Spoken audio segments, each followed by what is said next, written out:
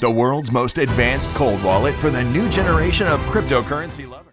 So if you are interested in buying this decent wallet, you can find a link in the description down below where you will get a 20% discount.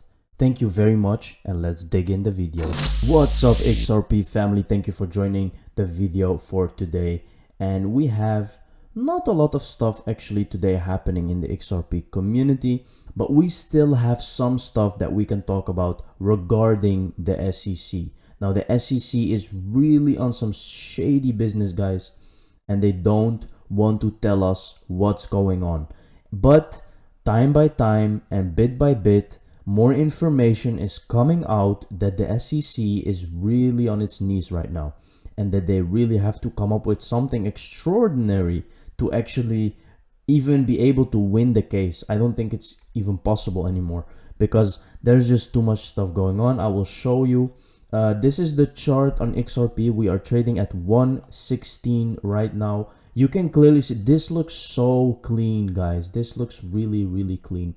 It's just a bigger flag to go up. So this is the best thing right now. The chart is looking amazing, and I'm very bullish. Soon we will crush that all-time high, guys, and we will see new prices for XRP. And remember, XRP will then enter for the first time in this bull run the price speculation area, and it can go up and up and up without stopping. So this will be very interesting. Let's dig in with Digital Asset Investor, which is doing a great research on the SEC. Literally, if they just used his videos and his tweets, they can literally end this case because it's really obvious what the SEC is doing. So let's take a look with Hester Pierce, guidance instead of rulemaking leading to confusion or no fair notice. That can sometimes lead to a little bit of confusion on the outside about what might be going on. Let's take a look what she's saying. The staff can actually provide guidance about things, and so there's a lot going on at the staff level that will be informal, a little bit more informal interactions with people out with regulated entities, for example. And they'll be providing guidance about maybe how to comply with a rule. And that's not official commission level guidance, so it's not an official position, but it can be very useful to people who are trying to figure out how to comply with the rules. I'm going to remind you that my remarks are mine alone, not necessarily those of the commission, the commissioners, or the staff. Okay, so staff can make a decision, and sometimes the commissioners may reject it or choose to make a vote on it. Right. How does that decision come about? Well, so there's specific rules that govern that, and it can come about in the sense that someone who's affected by the decision asks the commission to review it, or it can be that one of the commissioners might say, "Hey, I'd like to review this." So there are different ways that can come about, but that can sometimes lead to a little bit of confusion on the outside about what might be going on. So she clearly says that even if Hinman said what he said was his opinion, it can still be changed by people within. It will still be a debate within the SEC, and they will maybe decline what he was saying or even agree with what he was saying. But still, you can see, guys, that there is just no line of the SEC regarding rulemaking. And also they say guidance, but there is no guidance, because 2 months before, someone sent a letter, which I showed you in the previous video, and they considered XRP. They didn't have any decision whether XRP is a security. So you can clearly see that there's some shady stuff going on right here. SEC Commissioner Robert Jackson on CNBC April 30, 2018, a couple months before the Hinman speech. Let's take a look. Where are you, by the way, on Bitcoin, talking about ICOs? It's a little bit different, but in the same lane. Well, look, if I were to give investing advice on Bitcoin, it's not something I can do in my current role, and it'd also be worth what you paid for it. What I'll say about Bitcoin in general is that that space, as I hinted earlier, has been full of troubling developments that we've seen at the SEC, and especially the ICO space. That makes me worry that we're having a hard time, or I should say investors are having a hard time, telling the difference between investments and fraud. What could the SEC do to make it clear? Well, we've been doing a lot in the ICO space. So the chairman, Jay Clayton's been very good about this. He has been out there very clearly, and this is what he said, and I agree with him. He said that he hasn't seen an ICO yet that's not a security. And we get all kinds of different manifestations and proposals, and I'm with him. I haven't seen one of these yet that's not a security. You know, one of the things about ICOs that's interesting is if you want to know what our markets would look like with no securities regulation, what it would look like if the SEC didn't do its job, the answer is the ICO market. Is that suggest, though, that you're about to regulate this market? Or does that suggest you're about to ban this market? It doesn't suggest either of those things. What I would say is it suggests that we are right now focused on protecting investors who are getting hurt in this market. And down the road, I think we will be thinking about, I think we should be thinking about ways to make those investments work consistent with our security. When you say you're right now trying to protect those investors, how are you doing that? Well, we've been very focused on enforcement in that space. And I'll tell you, I've only been at the SEC for 3 months, but the folks in enforcement who are bringing those cases are doing extraordinary work protecting investors from the kind of fraud that you see in that space. So this is before Hinman gave a speech about Ethereum being not a security. Now, can you see how things are lining up right now, guys? That Hinman is just like, because he was invested in Ethereum, and that's what's going on right now. But no one in the judge is not talking about this. They're not talking about this. And that's the problem right now. Jay Clayton's ICO strategy included the Hinman speech. Boom. Wow. Now, just to be clear, the ICO space in particular, I think we had a very significant period where that product was being used in a way that wasn't consistent with the law. Of all the many things that I'm proud to have worked with Jay Clayton on, I am most proud of what the team did to get out ahead of the ICO issue, to be clear that we were going to be forceful about the limits of the law. I think that was difficult as a matter of leadership for Jay to do it. I think it was the right thing to do. I think the team that he put in place did it just right, and I'm very proud of it. Now that we've gotten past that part, people are asking the very logical next set of questions, which is, okay, now I know what not to do. Help me understand how to do this right. And we're working on it. Hinman gave his speech. Val is meeting with people 5 days a week. We're really working on moving that conversation forward. So Hinman giving a speech was just part of the plan. Can you see that? He said that. Hinman gave a speech. So it was part of the plan to put it all together like this. You can clearly see, guys, what is going on right now. And this is getting interesting and interesting. And shout out to Digital Investor for putting out those videos because they're very important. So here we have a Mr. Pool drop about trust, 5 ways to rebuild trust in a complex world by World Economic Forum. How can you trust people like that? And then Mr. Pool tweets trust in a red space, maybe giving us a warning that we shouldn't trust World Economic Forum, which is very obvious. So here we have Alter Ego Scorpio season. One of the main events of Scorpio season is that on October 31st, Halloween, Samhain, and Dia de los Muertos all take place under the full moon in Taurus. And here we have some Mr. Pool drops that are related to that. Very interesting. Moon. Mr. Pool is dropping a lot of stuff these days. Want to learn more about central bank digital currencies? Join Rev for the inaugural masterclass on retail CBDC. Now guys, I want you to take a look at this picture.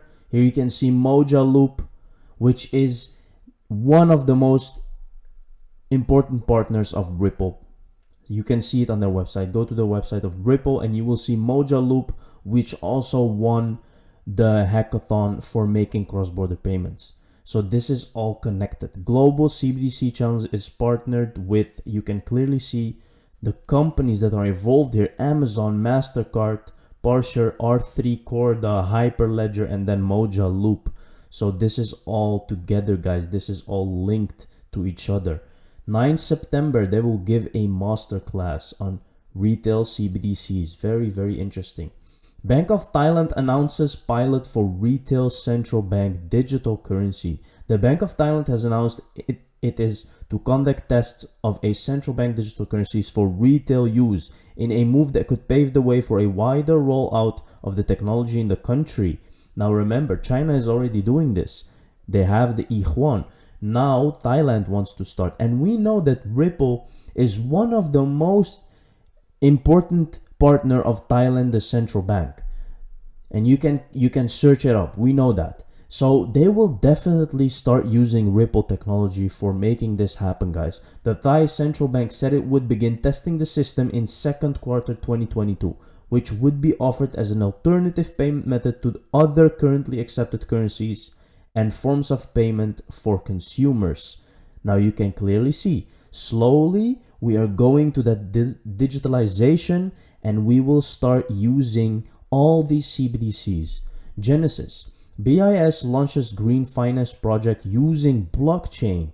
You see, the BIS showed us that they would use Project Nexus, but now they say green finance project using blockchain, but they never say what technology they use. Of course, it has to be Ripple. It has to be the Ripple technology to make cross-border payments, guys. Very obvious. The Bank for International Settlements had recently opened its fourth innovation hub in London, where we know that the Bank of England is working with Ripple also. You have to make the connection, guys. In a push for upgraded infrastructure and for study of central bank digital currencies, the BIS has already innovation hubs in Singapore, Hong Kong, and Switzerland. These innovation hubs are into different areas of study, but their main focus is on CBDCs and the opportunities offered by them for the banks and also for the users. Now, the BIS is very important because they handle the cross-border situations. So that's why they help banks in different countries to be on one line. Ripple cites viral tweet on status of XRP in legal battle against SEC. Ripple is citing a US Securities and Exchange Commission letter to a retail investor in its ongoing legal battle against the top US regulator. A Twitter user named Frank claims that he reached out to the SEC after buying XRP to see whether he purchased a security. Now, this is what we were talking about, guys, and this was just months before the Hinman speech. So another proof, another thing that actually will put the SEC on the ground and on its knees, because it's very obvious that there was no clarity whatsoever. Ripple says the email is evidence Hinman's testimony is refuted by the SEC's own communications to the public. We will see what will happen, guys, but soon we need some kind of answer from the SEC and from the judge. 201901. Rise that phoenix, baby. This is a Mr. Pool tweet again. Manipulation is happening with prices. JP Morgan. Request for pay pilot sets stage for faster corporate and consumer payments.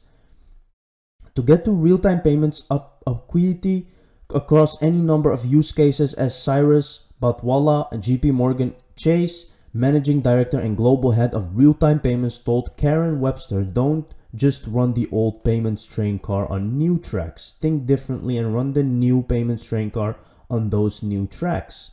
Now, what are they using? What is this new technology? To that end, the banking giant's newly announced service has launched in pilot, enabling corporates to send requests for payments to the bank's 57 million retail customers, who in turn can pay those invoices immediately. Represents a milestone on the road to real time. Now, this reminds me of something, guys. What do you think that they are using? Here you can see the natural progression, according to Batwala, will be to move from its current pilot phase to full-scale launch with the clearinghouse real-time payments participant banks, and eventually move from B2C to B2B use cases, leveraging connectivity that's already in place with real-time rails. Now, what do you think is happening here, guys? It's being implemented. Ripple is being implemented. They want to go from the old banking system to the Ripple technology, which can handle real-time payments with blockchain. And we know that JP Morgan is connected to this. We had so many proof that this is happening, guys. You only have to open your eyes and believe it and see that this is going on.